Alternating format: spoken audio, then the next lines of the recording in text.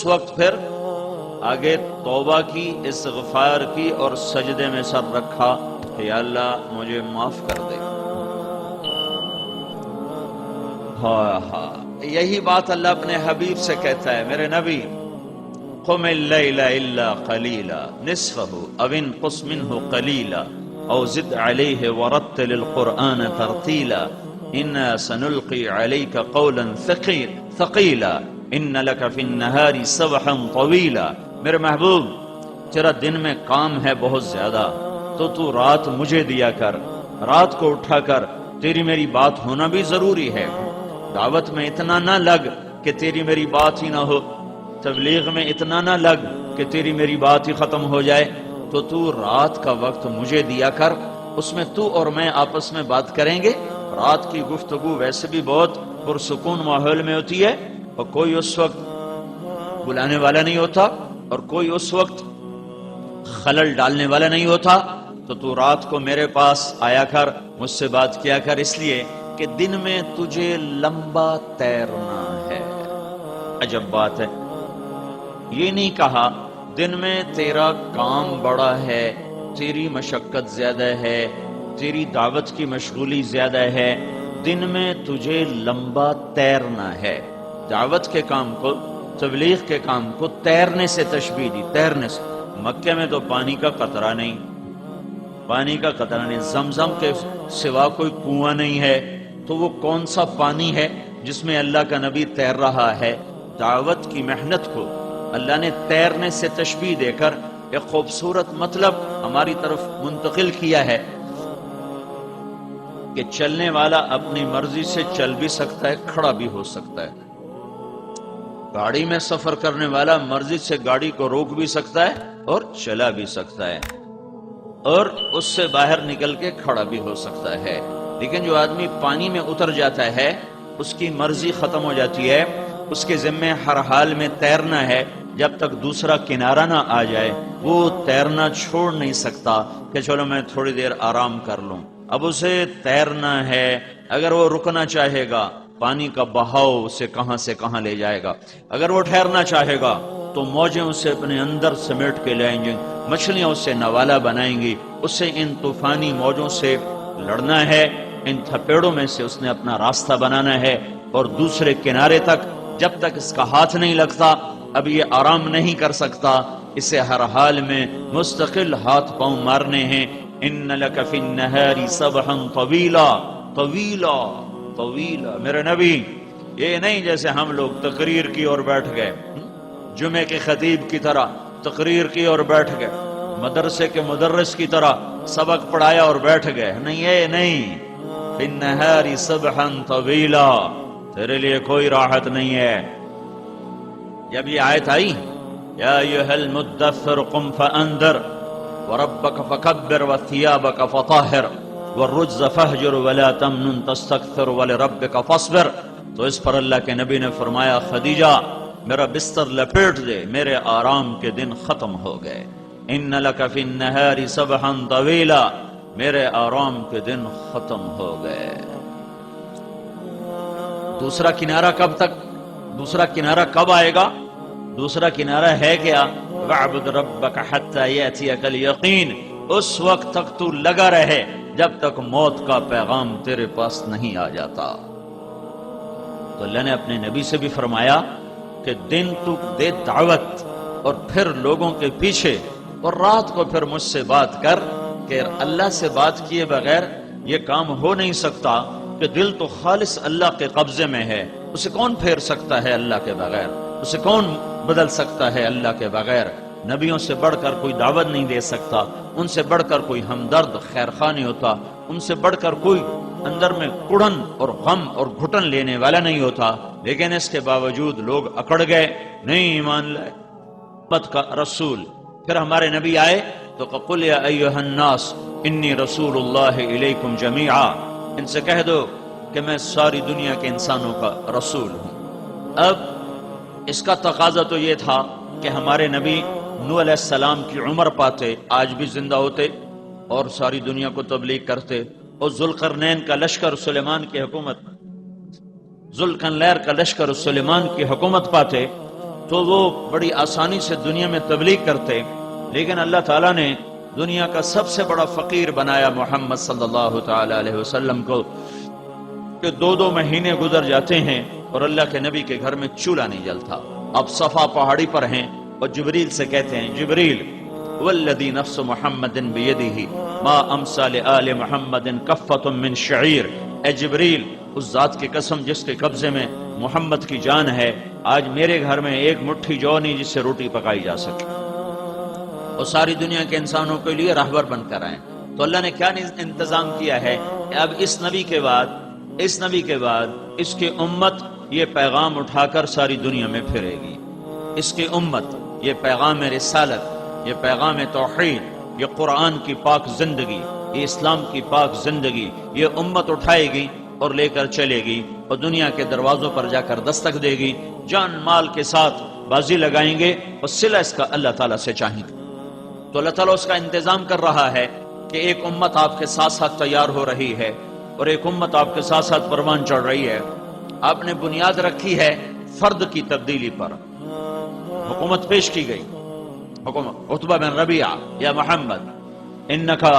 ان کنت ترید بہ ملکا ملکناک علی رؤوسنا، اے محمد تجھے بادشاہی چاہیے تو ہم تمہیں بادشاہ بنانے کو تیار ہیں۔ تو آپ نے انکار فرمایا کہ نہیں، مجھے بادشاہی نہیں چاہیے۔ دعوت کا کام بادشاہ سے نہیں چلتا، فرد کی تبدیلی سے چلتا ہے، افراد بنائے جاتے ہیں، افراد۔ چونکہ انسان دین پر چلتا ہے اندر کے نور سے، اور اندر کا نور نہ ڈنڈے سے اتارا جا سکتا ہے، نہ پیسے سے اتارا جا سکتا ہے، نہ لالچ سے اتارا جا سکتا ہے، نہ خوف سے اتارا جا سکتا ہے، وہ ہر شخص کی ذاتی محنت سے اندر میں اترتا ہے۔ حکومت نماز نافذ کر دے گی، حدود نافذ کر دے گی، روزے پر ہوٹل بند کرا دے گی، اندر گھروں میں کب جا کے دیکھے کہ ناشتہ کون کر رہا ہے، سحری کس نے کھائی۔ حکومت باہر قوانین نافذ کر دے گی، لیکن ماں کے سامنے چپ رہنا کہاں سے حکومت لے کر آئے گی؟ باپ کے سامنے ادب سے کھڑے ہونا حکومت کہاں سے لے کر آئے گی؟ سچائی، عہد، صدق، وفا، سخاوت، یہ حکومت کہاں سے لے کر آئے گی؟ جب اندر کا نور بجھتا ہے تو پھر اندھیرے چھا جاتے ہیں۔ اب یہ نور روشنیاں ڈھونڈو تو یہ نور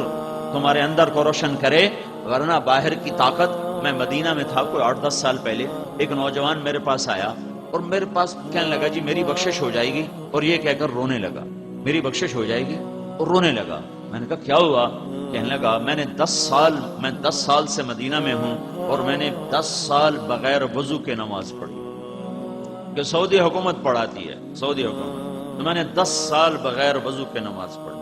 پھر مجھے تیری ایسی سال کیسٹ ملی ہے، میں نے وہ سنی ہے 2-3 دفعہ، تو مجھے احساس ہوا کہ میں نے کتنا بڑا ظلم کیا ہے۔ میں نے توبہ تو کی ہے، لیکن مجھے یہ ہر وقت خوف ہے کہ میں نے اتنا بڑا گناہ کیا ہے، کیا میری توبہ قبول ہو جائے گی؟ تو جب اندر میں روشنی نہیں ہے تو اتنی طاقتور حکومت اسے اللہ کے سامنے جھکانے کے بجائے کفر تک پہنچا رہی ہے، کہ بغیر وضو کے جان بوجھ کے نماز پڑھنا تو آدمی کو کفر تک پہنچا دیتا ہے۔ نماز نہ پڑھنے سے آدمی کافر نہیں ہوتا، لیکن یوں نماز کا مذاق اڑانے سے تو آدمی کافر ہو جاتا ہے۔ تو اندر کی جو شمع جلتی ہے میرے بھائیو، وہ ہر شخص کی ذاتی محنت سے جلتی ہے، ذاتی محنت سے۔ اس لیے نبی ایک آدمی کو تیار کرتا ہے، ایک آدمی کو تیار کر۔ ان اللہ لا یغیر ما بقوم حتی یغیروا ما بانفسہم، پہلے قوم کا لفظ ہے اور بعد میں انفس کا لفظ ہے۔ یہ ایک اللہ کے قانون کی طرف اشارہ ہے کہ جب فرد بگڑتے ہیں تو معاشرہ بگڑتا ہے، جب فرد بنتا ہے تو معاشرہ بنتا ہے۔ جیسے ایک اینٹ سے گھر بنتا ہے، اگر اینٹیں خراب ہیں تو گھر خراب بنے گا، اگر اینٹیں صحیح ہیں تو گھر صحیح بنے گا۔ اللہ تعالیٰ نبیوں کو طاقت دے کر نہیں بھیجتا، فقیر بنا کے بھیجتا ہے کہ اگلا طاقت سے متاثر ہو کر کلمہ نہ پڑھے، پیسہ دے کر نہیں بھیجتا کہ اگلا پیسے سے متاثر ہو کر کلمہ نہ پڑھے، قربانی دے کر بھیجتا ہے، دلائل دے کر بھیجتا ہے، حقائق دے کر بھیجتا ہے، پھر وہ پیش کرتے ہیں، جس کا نصیب ہوتا ہے وہ لیتا ہے، اور جو نفس و شیطان کا غلام بنتا ہے وہ کفر کے اندھیروں میں گم ہو کر اپنے آپ کو ہلاک کر بیٹھتا ہے۔ تو میرے اللہ تعالیٰ نے جب ساری دنیا کے انسانوں تک اپنا پیغام پہنچانے کا ارادہ فرمایا تو مکے میں نبی بھیجا اور امت کو اس کے قائم مقام فرمایا۔ سب سے تھوڑا زمانہ دیا 23 سال، 8156 دن۔ عمر سب سے تھوڑی دی 63 سال اور 4 دن، یہ 63 سال 4 دن انگریزی مہینے کے لحاظ سے نہیں، یہ محرم صفر قمری مہینوں کے لحاظ سے ہے، اور انگریزی مہینوں کے لحاظ سے آپ کی عمر مبارک ہے 61 سال 1 مہینہ اور 20 دن، 61 سال 1 مہینہ 20 دن، اور چاند کے لحاظ سے آپ کی عمر مبارک ہے 63 سال اور 4 دن۔ اتنے تھوڑے عرصے میں سارے عالم کے انسانوں تک پیغام پہنچانے کا نظام بنایا جا رہا ہے، تو کیا کیا اللہ تعالیٰ نے؟ کیا کیا؟ امت کو ساتھ کھڑا کیا ہے۔ 13 برس کی محنت ہوئی اور کوئی آدمی ایمان نہیں لایا سوائے 250 آدمیوں کے، تو اللہ نے ہجرت کا حکم دیا، تو آپ 27 صفر شب جمعہ اور 13 ستمبر 622 عیسوی اور نبوت کا 13واں سال، نبوت کا 13واں سال ہے اور 14واں سال ہے نبوت کا، آپ نکلے ہیں گھر سے شب جمعہ 27 صفر اور 622 عیسوی 13 ستمبر ابوبکر صدیق کے ساتھ آپ غار ثور میں چھپے ہیں۔ 3 راتیں 2 دن آپ نے وہاں قیام کیا ہے، اور اس کے بعد آپ ابوبکر اور عامر بن فہیرہ اور عبداللہ بن عریقط، یہ 4 آدمیوں کا قافلہ مدینے کی طرف ہجرت کا حکم ہوا ہے کہ آپ مکہ چھوڑو مدینے جاؤ۔ آپ 22 ستمبر کو 23 ستمبر 622 کو آپ تشریف لے جاتے ہیں قباء کی بستی میں، 2 ہفتے آپ وہاں قیام فرماتے ہیں، مسجد کی بنیاد رکھتے ہیں، مسجد بناتے ہیں، اور پھر اس کے بعد 500 انصار مدینہ کے ساتھ آپ مدینے کی طرف تشریف لے جاتے ہیں۔ آپ کے جانے سے پہلے ہی مدینے میں اسلام پھیل چکا ہے، تو ہر گھر میں کوئی نہ کوئی آدمی کلمہ پڑھ چکا ہے، ہر گھر میں کوئی نہ کوئی آدمی مسلمان ہو چکا ہے۔ تو آپ جب 2 ہفتے مدینے میں قیام فرماتے ہیں، جمعہ کا دن زوال کے قریب آپ اپنی اونٹنی پہ تشریف فرماتے ہیں اور 500 انصار مدینہ کے ساتھ آپ مدینے کا سفر فرماتے ہیں۔ راستے میں بنو سالم کا محلہ آتا ہے، وہاں جمعے کا وقت داخل ہوتا ہے، زوال کا ہوتا ہے، تو آپ وہاں جمعے کی نماز ادا فرماتے ہیں، اور جمعے کی نماز کے بعد سارے سردار آگے قطار بنا کے کھڑے ہوتے ہیں، بنو سالم، بنو مالک، بنو بیازا، بنو عبد الاشل، بنو نجار، بنی مالک، یہ سارے بنو عبد، یہ سارے یوں کھڑے ہوئے ہیں، اور ہر ایک کہہ رہا ہے یا رسول اللہ ہمارے پاس تشریف لائیں، ہمارے پاس تشریف لائیں، ہمارے پاس تشریف لائیں، اور آپ فرما رہے ہیں یہ اونٹنی کو اللہ کا امر ہو چکا ہے، یہ جہاں میرے اللہ کا امر ہوگا یہ وہاں جا کے بیٹھ جائے گی۔ تو جمعہ کی نماز کے بعد اس جمعے میں عبداللہ بن سلام آتے ہیں، بنو قینقاع، یہ بنو سالم کے ساتھ رہتے تھے، تو وہ آ کے سنتے ہیں کہ اللہ کا نبی کیا کہتا ہے، اور یہ کون ہے میں دیکھوں، جاروں سے حسن سلوک کرو، لوگ سوئے ہوئے ہوں تم اٹھ کے اللہ کو یاد کرو تو سلامتی کے ساتھ اللہ کی جنت میں داخل ہو جاؤ۔ ان کلمات کو سن کر عبداللہ بن مسعود نے فرمایا یہ کلام نبی کے سوا کوئی نہیں کہہ سکتا، اس خوبصورت انداز میں، اس بلاغت کے ساتھ نبی کے سوا کوئی یہ کلام نہیں کہہ سکتا۔ تو جب آپ مدینے میں داخل ہوتے ہیں تو یہ جمعے کا دن ہے، جمعے کی نماز پڑھی جا چکی ہے، عورتوں کو خبر مل چکی ہے، بچوں کو خبر مل چکی ہے، مرد تو سارے پہنچے ہوئے باہر، کچھ ضعیف لوگ ہیں جو مدینے میں ہیں،